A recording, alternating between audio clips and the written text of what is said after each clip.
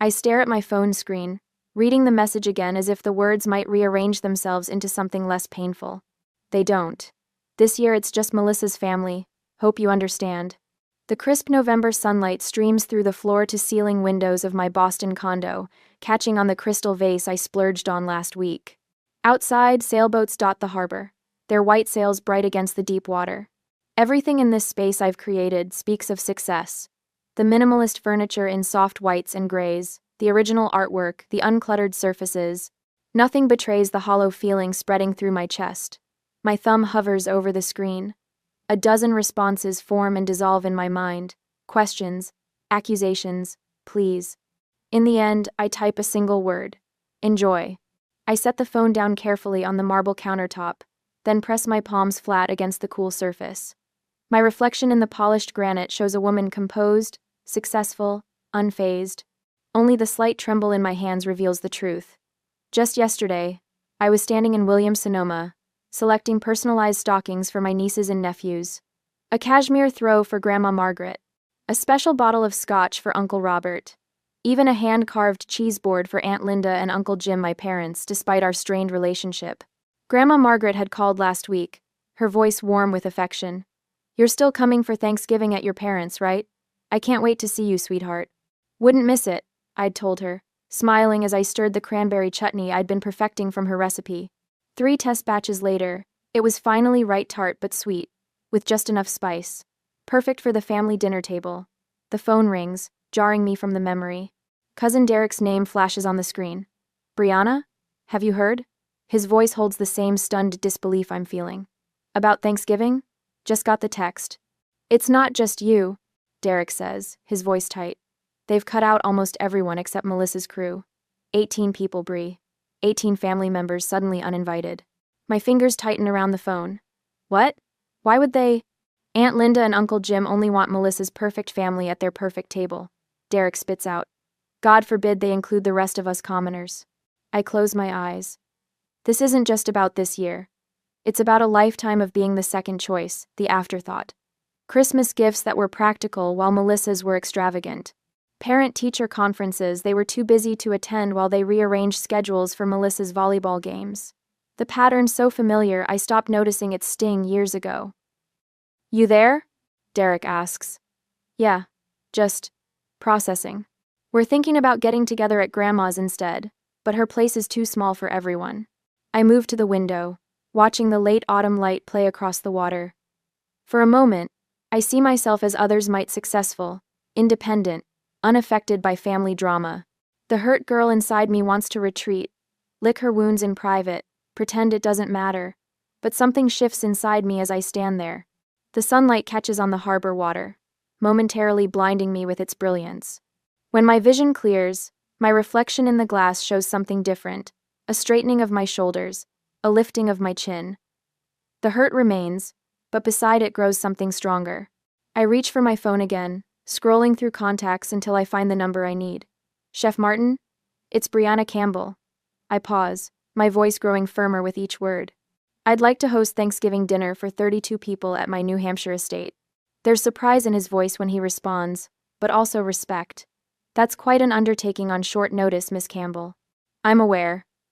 My gaze drifts back to the text message still open on my screen. "But I believe it's time for a new tradition, one where everyone has a place." As I hang up, I feel a strange calm settle over me.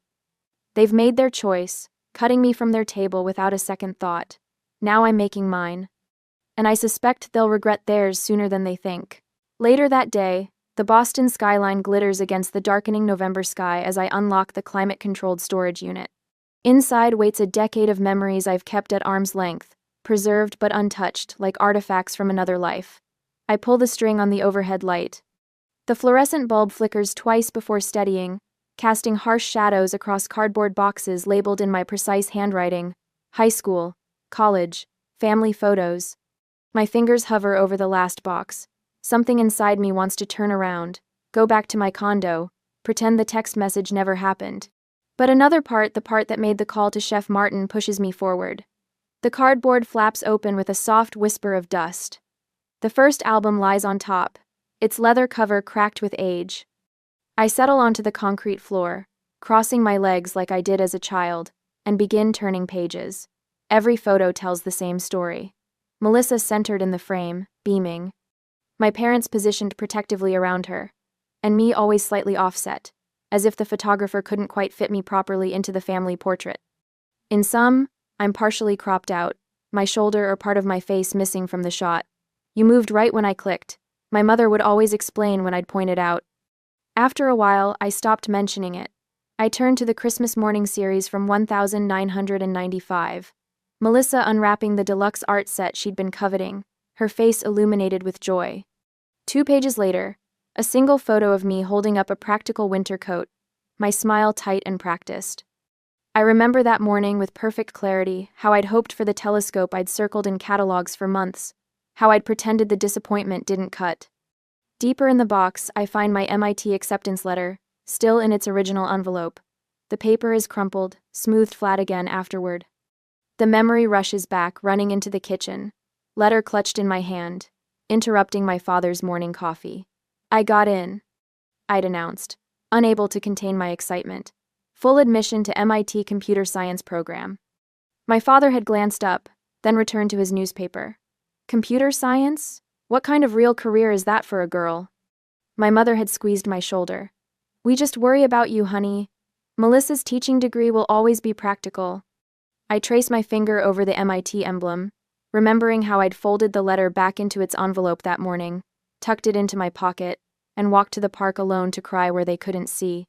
Next comes a stack of pay stubs from the 3 jobs I worked through college campus: cafeteria mornings, library afternoons, coding freelance into the night. My parents had refused to help with tuition, claiming they couldn't afford it. Yet 6 months later, they refinanced their house to pay for Melissa's extravagant wedding. I found out when my father mentioned the new mortgage payment during a rare Sunday dinner call, worth every penny. He'd said proudly, "Every father dreams of giving his daughter her perfect day." I was their daughter too. The thought still burns, even now. A wrinkled bank loan application emerges from between faded notebooks, my sophomore year desperate attempt to secure financing when scholarship funds fell short. The loan officer had been apologetic. Without a co-signer with stronger credit, I just can't approve this amount. When I'd asked my parents, my mother had clicked her tongue against her teeth. Borrowing money is irresponsible, Brianna. Maybe you should take a semester off, work more hours. I never took a semester off. I just worked until exhaustion became my normal state. My phone buzzes with an incoming call.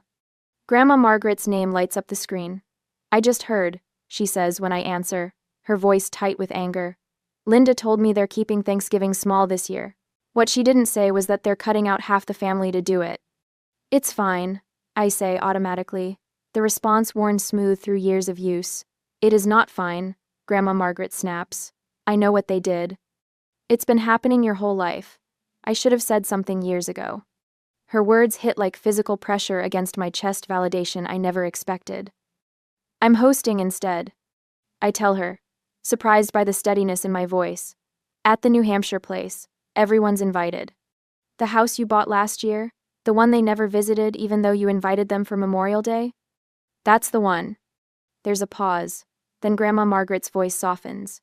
"I'll be there with bells on, sweetheart, and I'll make sure everyone knows you're the one who saved Thanksgiving." After we hang up, my phone pings with text messages. Derek has been rallying the troops, cousins, aunts, uncles, all responding with enthusiasm. My executive assistant Olivia has already arranged transportation for elderly relatives who can't drive the distance. Chef Martin has sent a proposed menu that honors our family traditions while elevating them to something special. I pack the memories away, sealing the box with more care than it probably deserves. Tomorrow I'll drive to New Hampshire to prepare the house. The next day, the winding driveway to my estate is lined with ancient maples, their branches now bare against the gray November sky. The colonial revival mansion appears around the final curve, white columns standing sentinel against weathered brick, windows gleaming like watchful eyes. $6.2 million. The number had barely registered when I signed the papers last year. Just another transaction, another investment. I never thought I'd actually use it as a home. Alan, the caretaker, meets me at the front door. His weathered face creases with a smile. "Good timing, Miss Campbell. Weather service is predicting snow next week. I've checked the generator twice, just to be safe." Thank you, Alan. We'll have about 30 guests for Thanksgiving. If he's surprised, he doesn't show it. I'll make sure everything's in order. When will you need the rooms prepared? I'll handle the guest rooms personally, I tell him. Later, I stand in the first guest bedroom, smoothing fine cotton sheets across a 4-poster bed. For Grandma Margaret, the softest pillows I could find, and a small vase of dried lavender by the bedside, her favorite. For Uncle Robert and Aunt Sarah, matching quilts I'd commissioned from an artisan in Vermont. For the children, baskets of toys and books selected for each age group. I unwrap a small package, 32 personalized place cards for the dining table, each hand calligraphed. I run my finger over the raised ink of my own name, wondering where I would have been seated at my parents' table. Probably the far end, if I had been seated at all. Standing in the grand dining room with its 15-foot ceiling and wall of windows overlooking the property's pond, I imagine voices filling the space, laughter, conversation, the clatter of silverware against china. A question surfaces, unwanted. Am I doing this out of love or revenge? Both, probably. The thought should trouble me more than it does. I place my own card at the head of the table and step back, surveying the room. For a moment, I see it through my mother's eyes, the tasteful luxury, the understated wealth, the careful planning. Let them see what their second-best daughter has built. Let them wonder what else they missed while they were busy looking the other way. I glance at my phone for the 5th time in an hour. Mother's latest text glows accusingly on the screen. You're embarrassing the family with this spectacle. People are talking. The irony nearly makes me laugh. After excluding me from their table without a second thought, now they worry about appearances.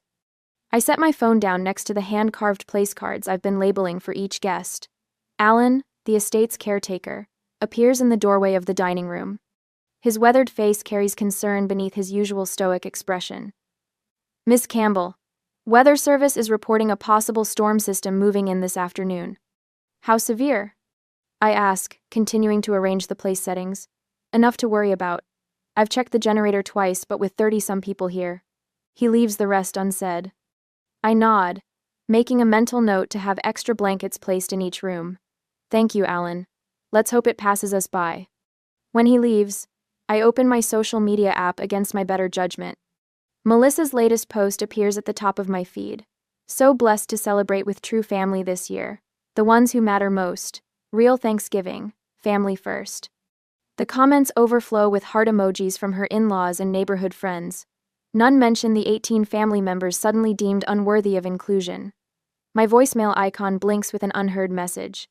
Father's voice fills my ear. The familiar condescending tone that always made me feel small. Brianna, your mother and I think you're being dramatic. If you wanted to host your own dinner, you could have discussed it with us instead of 2-7. I delete the message before he can finish. The same father who forgot to attend my college graduation doesn't get to lecture me on family communication. Derek calls minutes later, voice tight. You should know they're calling everyone, trying to convince people not to come to your place, saying you're just showing off. Guy, are people canceling? I ask, sudden dread clutching at my throat. The opposite. Everyone's more determined than ever. Grandma Margaret told Aunt Linda to pound sand. The mental image of my 82-year-old grandmother using those exact words brings the first genuine smile to my face in days. I wander into my home office, fingers trailing along the polished mahogany desk. 5 years ago, this space was a tiny corner in my studio apartment, barely enough room for a laptop and a cup of coffee. I worked 16-hour days building CyberCore's security protocol, while everyone from venture capitalists to my own father told me I was wasting my time. The cybersecurity market is saturated, he'd said when I tried explaining my business model over Christmas dinner. You should get a real job before you end up bankrupt. He'd turned to Melissa then, proudly announcing her promotion to assistant manager at the department store where she'd worked part-time for 3 months. I remember the night everything changed. 3 years into building the company, surviving on ramen and determination, my phone rang at 2 a.m. A major client system had detected an intrusion attempt that would have cost them millions. My protocol had caught what every other security layer had missed. Within a week, we had 4 new contracts. Within a year, acquisition offers. The day I signed the final papers selling CyberCore for $420 million, I called my parents. Mother answered, talked about Melissa's twins for 15 minutes, then said she needed to go before I could share my news. Now I stand in a home worth more than everything they own combined, preparing to host the family they decided wasn't worth their time. The first flakes of snow begin to fall as the earliest guests arrive. Cousin Rachel and her husband pull up in their sensible sedan, 3 children tumbling out with shouts of excitement at the sight of the estate. Is this a castle? 7-year-old Emma asks, eyes wide with wonder.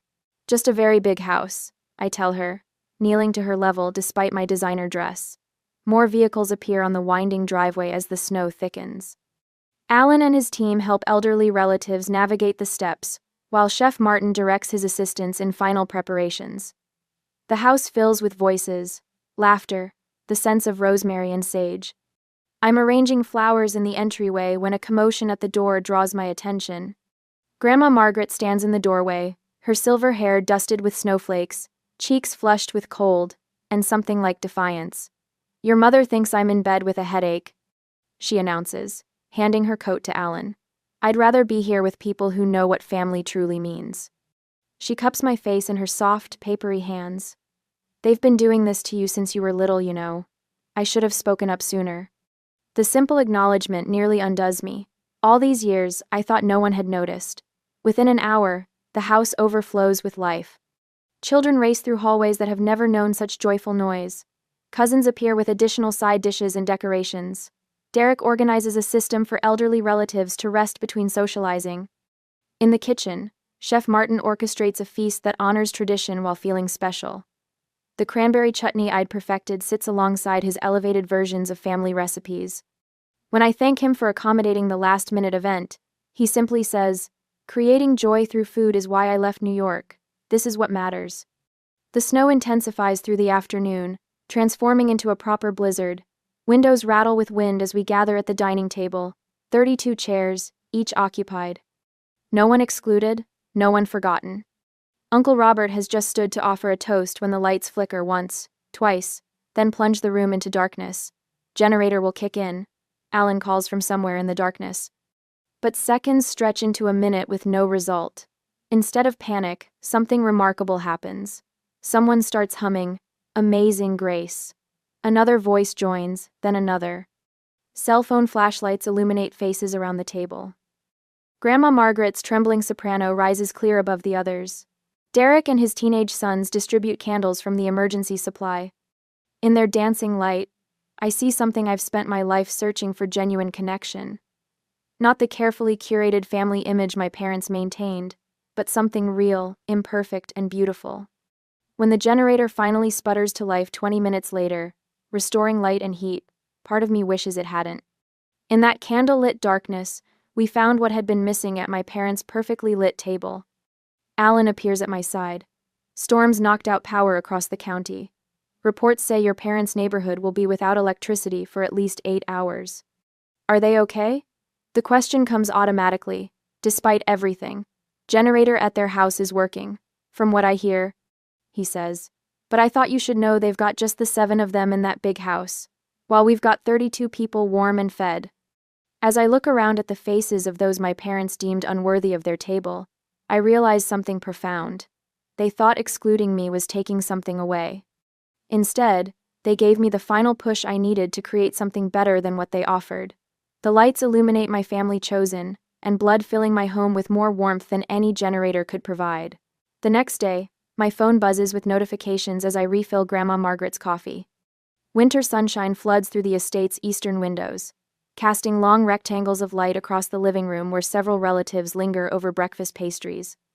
The blizzard has passed, leaving behind a pristine white landscape that sparkles under the morning sunday. "Someone's popular today," Grandma Margaret says, her eyes twinkling over her mug.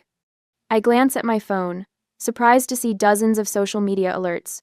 At the top, a notification from my nephew Tyler, at Brianna Campbell. "Look what an amazing Thanksgiving we had." When I open it, my breath catches. Tyler has posted a series of photos from yesterday, the magnificent feast spanning the length of my dining room table, candles glowing as family members raise glasses in toast, cousins laughing by the fireplace when the power went out. The estate looks magical, captured in the evening snow with every window glowing with warmth against the darkness. "Did you see what Tyler posted?" Cousin Rachel asks, coming downstairs with her phone. It's going viral in our hometown circles. I scroll through more posts. Cousin Derek shared a video of everyone singing by the fireplace, voices blending in harmony while snow fell outside. Aunt Elaine uploaded a stunning shot of the dessert table with Chef Martin's apple cranberry tart taking center stage. In almost every photo, the joy is palpable, but I notice something else. You're barely in any of these, Rachel observes, looking over my shoulder. I nod. I didn't need to be. The gathering speaks for itself. My phone rings. Rachel's eyebrows lift as she glimpses the screen. Melissa's husband, she whispers before discreetly stepping away. Hello, Robert, I answer, moving toward the kitchen. Brianna, his voice sounds strained. I just wanted to say yesterday looked nice. It was, I reply, simply. He clears his throat. I, accidentally tagged your parents in a comment on Tyler's post. Melissa's pretty upset. Understanding dawns. I see. Your mom called this morning. 5 times. He pauses. People are asking questions. After we hang up, I return to my social media feed. The situation becomes immediately clear. Robert's innocent comment. Looks amazing. Wish we could have been there too. Tagged my parents, allowing their friends to discover the other Thanksgiving they knew nothing about. Within hours, the posts have spread beyond family. My parents' neighbors have commented with surprise. Church members are asking pointed questions. What makes it worse for them is the unavoidable visual comparison. Someone created a split-screen image. My vibrant feast with 32 people versus what appears to be my parents' half-empty table of 7 people, including Melissa's family. The contrast couldn't be more stark, which gathering truly represented family. Your mother called me, Grandma Margaret says, joining me by the window. She's quite upset. What did you tell her? Grandma Margaret's smile holds decades of restrained opinions finally finding voice. I told her it was the first time the family felt whole in years. My phone continues buzzing with notifications. Uncle Robert posted about the best Thanksgiving in memory. Cousins tag each other with messages of gratitude. Chef Martin shared professional photos of his creation, tagging my company with high praise for the hostess. Then someone innocently comments on the original post. Why weren't Brianna's parents there? Seems strange they'd miss such an amazing family gathering. The question hangs in digital space, unanswered. By noon, my parents start calling. I let it go to voicemail 3 times before finally answering. How could you do this to us? My mother's voice quivers with anger rather than remorse. Do what exactly? I keep my tone neutral, watching snowflakes begin to fall again outside. Throw some extravagant party just to make us look bad. You're just showing off your money. The accusation would have stung a year ago. Now, I simply observe the feeling pass through me without taking hold.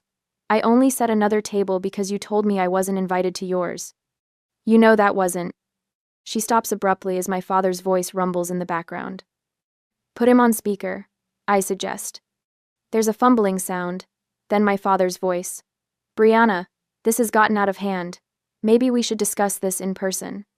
We can discuss whatever you'd like, I reply. But first, I want to clarify something. 2 months ago, at Melissa's birthday dinner, I mentioned selling my company. No one asked a single question. No one seemed to hear me at all. Silence stretches between us. I sold Cybercore for $420 million, Dad.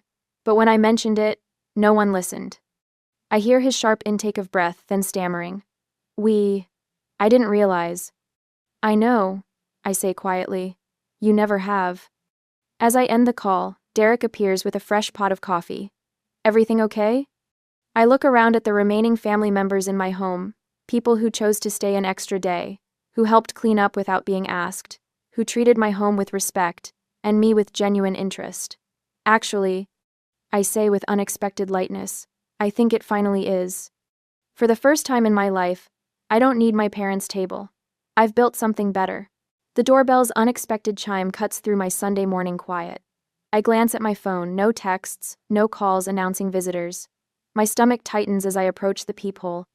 Mother and father stand in the hallway, mother clutching a worn leather photo album to her chest like a shield. I consider pretending I'm not home, but that's the old Brianna. The woman who sold her tech company for hundreds of millions doesn't hide anymore. I open the door and stand firmly in the threshold. This is a surprise. We were in the neighborhood, father says, his voice unnaturally bright. Thought we'd stop by. Mother holds up the album. Found some old photos I thought you might like to see. The practiced casualness in their voices tells me this visit was planned, calculated. 3 days after they discovered the extent of my wealth through social media, they appear on my doorstep. The timing isn't subtle. I step back, allowing them entry. Come in. They enter my space cautiously, eyes widening at the floor-to-ceiling windows showcasing Boston Harbor. Mother runs her finger along my marble countertop while father examines the original Rothko on my dining room wall. Quite a place you have here, he says. I don't respond to the fishing comment. Instead, I gesture toward the living room. Would you like to sit down? They perch on my white sofa, suddenly looking small against the backdrop of my success. Mother opens the photo album on the coffee table. Remember this birthday? You were turning 8. She points to a photo where little Melissa stands center frame blowing out candles on a cake while I hover at the edge, my face half cropped from the image. I remember, I say quietly. That was the year you forgot to get me a cake for my birthday 3 months later. Grandma Margaret made cupcakes instead. Mother's smile falters. That's not. It is, I interrupt, my voice steady. I have the journal entries. I walk to my office and return with a storage box. The label reads simply, evidence. I've been collecting it for years, not for this confrontation, but for my own sanity, to confirm I wasn't imagining the pattern. What's all this? Father asks, his forehead creasing. Documentation. I sit across from them and begin removing items methodically. My MIT acceptance letter. I place the crumpled paper on the table. You never came to the ceremony. Melissa's volleyball tournament was that weekend. Mother shifts uncomfortably. That was important to her career. My bank statements from college. I set down a folder. 3 jobs to cover tuition after you refused to co-sign my student loans.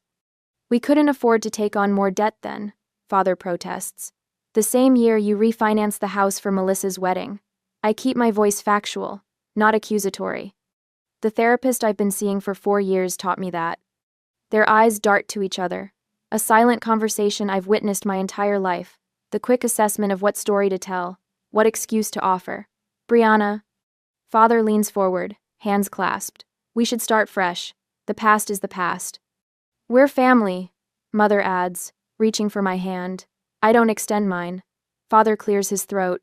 Actually, we've been talking. We know you've done well for yourself now. His voice drops to what he probably thinks is a confidential tone. If you ever need any financial advice, I have a friend who specializes in high net worth individuals. There it is. The real reason for their visit. I have a team of financial advisors, but thank you. I fold my hands in my lap. I don't need your approval anymore, but I do require your respect. Mother's face flushes. We've always respected you. I pull out a small journal with a faded unicorn cover. August 12th, 1998. Mom said my science fair project was showing off. Melissa got a new dress for looking pretty at picture day. I flip pages. November 30th, 2001. Dad laughed when I said I wanted to learn programming.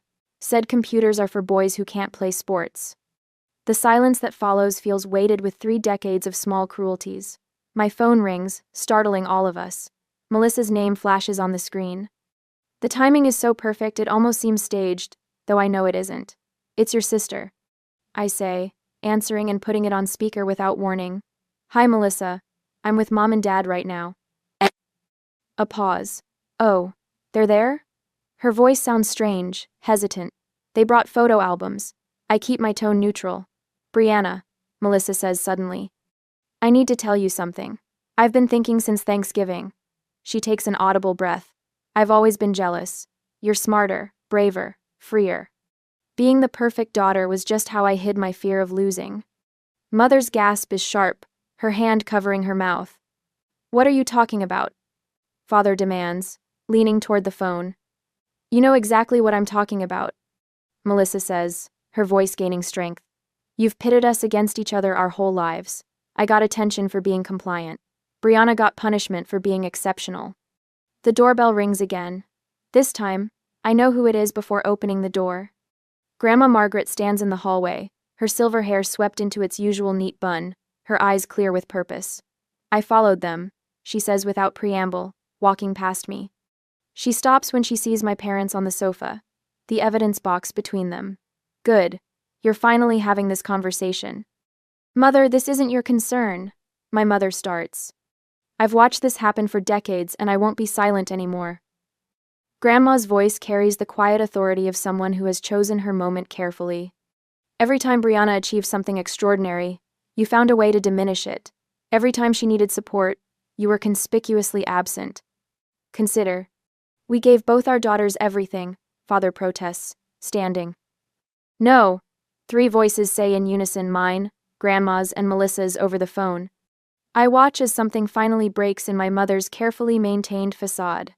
Her shoulders slump, and tears, not the manipulative ones I've seen before when she wanted something, but real tears slide down her cheeks. I didn't realize. She whispers. I didn't see. It's not an apology, not yet. But it's the first crack in a wall that stood between us my entire life. I don't rush to comfort her. That girl is gone. Instead, I sit tall, surrounded by my chosen support system. Grandma physically present, Melissa surprisingly allied from afar. Now you do, I say simply. So, what happens next is your choice. Snow drifts against the windows of my New Hampshire estate, transforming the landscape into a winter wonderland. Christmas lights twinkle along the eaves, reflecting off the pristine white blanket covering the 40 acres. Inside, fires crackle in 3 different hearths, while the scent of pine and cinnamon fills the air. A month has passed since Thanksgiving, a month of cautious text messages, tentative phone calls, and one tearful coffee with my sister. Now I watch through the bay window as 2 cars pull into the circular drive. My parents emerge from one, their movements hesitant. Melissa's family spills from the other, her husband Tom, wrangling their 3 children as they dash toward the front door. My fingers tighten around my coffee mug. They're here. When the doorbell chimes, I open it myself rather than letting Alan handle it. My mother stands with a foil-covered dish, her eyes widening as she takes in the grand foyer with its soaring ceiling and magnificent spiral staircase. Welcome, I say, stepping back to let them in. The children barrel past, squealing at the 15-foot Christmas tree, dominating the great room. We brought sweet potato casserole. Mom offers the dish like a peace offering. I take it with a smile that feels only slightly forced. Perfect. The kitchen's this way. Conversation starts awkwardly but gradually thaws as everyone settles in. The children's laughter echoes through rooms that once stood silent, filling uncomfortable pauses with their innocent joy. Later, I find myself alone in the kitchen with Mom, unpacking serving dishes. Without asking, she rolls up her sleeves and begins arranging appetizers on platters, working alongside me, rather than directing my every move. Your home is beautiful, she says quietly. I never really understood what you built for yourself. I glance up, meeting her eyes. Thank you for coming. In the dining room, Chef Martin has outdone himself. The long mahogany table stretches beneath crystal chandeliers, each place setting personalized. No one sits at the head, the circular arrangement ensures everyone occupies equal space. Dad pauses before taking his seat, surveying the gathered family. Before we eat, I'd like to say something. He clears his throat. To learning from our mistakes. Glasses rise amid murmured agreement. When I look up, I find Mom's hand resting lightly on my shoulder, a touch so tentative it might float away. After dinner, Melissa finds me by the Christmas tree, its lights casting colorful shadows across our faces. Thank you, she whispers, for giving the kids their whole family. My phone buzzes with a text from Derek. Proud of you for giving them a second chance. I smile, glancing around the room. Chef Martin chats with my uncles while Alan, no longer just the caretaker but part of our circle, helps Grandma Margaret with her dessert plate. Even the staff I'd insisted join us rather than work alone on Christmas mingle comfortably with relatives. When glasses are raised for one final toast, Mom stands. Her voice wavers but grows stronger with each word. To new beginnings and to our extraordinary daughter. Later, as snow falls softly outside, I stand in the doorway watching my now complete family. Children doze on laps, adults share stories, and laughter ripples through the room. The truth settles in my heart like a warm ember. Family isn't just blood, it's the people who truly value you. Being excluded from their table allowed me to create my own where everyone is respected. Next Thanksgiving, I'll make it even larger. Everyone deserves a place.